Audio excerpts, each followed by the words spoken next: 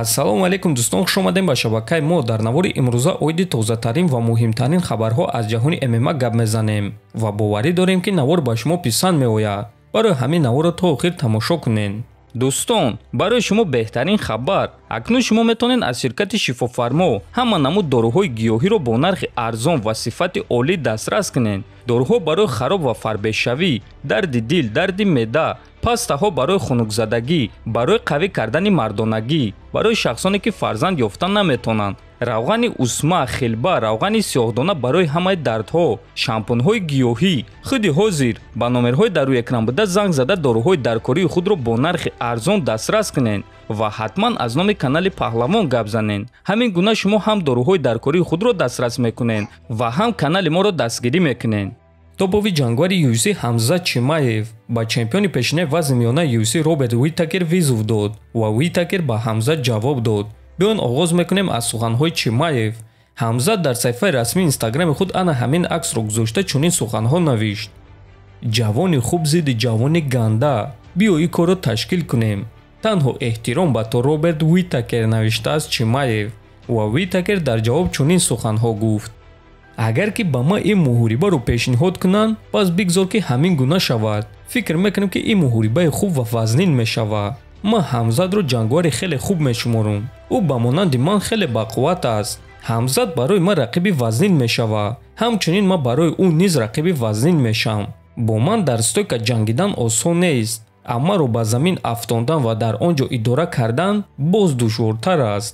барои ҳамин бале, ин муҳорибаи шавқовар аст ва барои бисёри одамон ин муҳориба писанд меояд ва онҳо ин муҳорибаро бесаброна интизор мешаванд, гуфтааст Уитакер.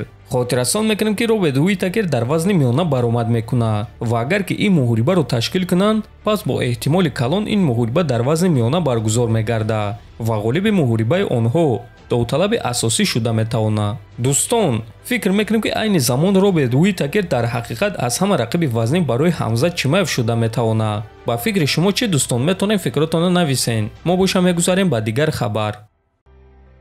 чемпиони UFC дар вазни сабук Ислам Махачев оиди рафтори Дана Вайт ки номи ӯро фаромӯш кард, фикрҳои худро баён кард. хотиррасон мекунем ки Дана Вайт дар ду интервюи худ ному насаби Махачевро номбар карда натавонист ва бисёри тамошобинон гуфтанд ки Дана Вайт ин корро қасдан кард. акнун биён суханҳои худи Махачевро дар ин бора гӯш мекунем.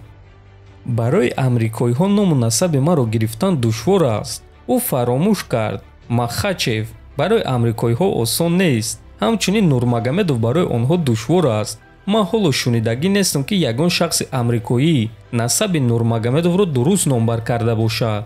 ҳамаи мо хатогӣ мекунем. ин чиз маро нороҳат намекунад. фикр мекунам ки Дана ҳамаи чемпионҳои худро эҳтиром мекунад. ман оиди одамон фикрҳои бад наметавонам, гуфтааст Махачев. дӯстон, як факти аҷиб пеш аз муҳорибаи Ислам Махачев ва Александр Волкановский.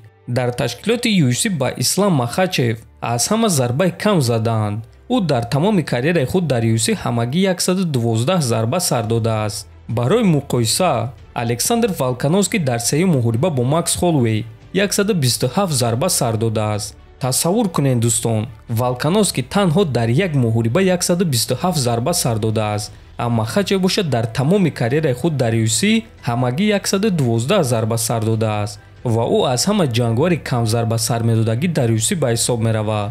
хотиррасон мекунем ки муҳорибаи Ислам Махачев ва Александр Волкановский саҳари 12 феврал дар турнири UFC 284 баргузор мегардад. чемпиони пешинаи муваққатии UFC Тони Элкокуй Фергюсон Конор Макгрегорро танқид карда оиди ӯ чунин суханҳо навишт: чанд ҳафтаи охир барои Макнакер ҳафтаи вазнин буд. девонагӣ дар саҳифаҳои иҷтимоӣ, ҳодисаи рухдода бо велосипед, аммо дар натиҷа ӯ хуб аст. шояд ин идеяи хуб аст ки ӯ барои худ рақиби суст интихоб кард, навиштааст Элкокуй. хотиррасон мекунем ки чанд рӯз пеш Тони Фергюсон эълон карда гуфт ки UFC мехоҳанд ки ӯ ва Конор дар шоу The Ultimate Fighter мураббӣ шаванд. аммо дӯстон, чӣ гуна ки мебинем UFC ин имкониятро ба Чендлер доданд. барои ҳамин акнун Тони Фергюсон Макгрегорро танқид карда гуфт ки рақиби суст интихоб кард.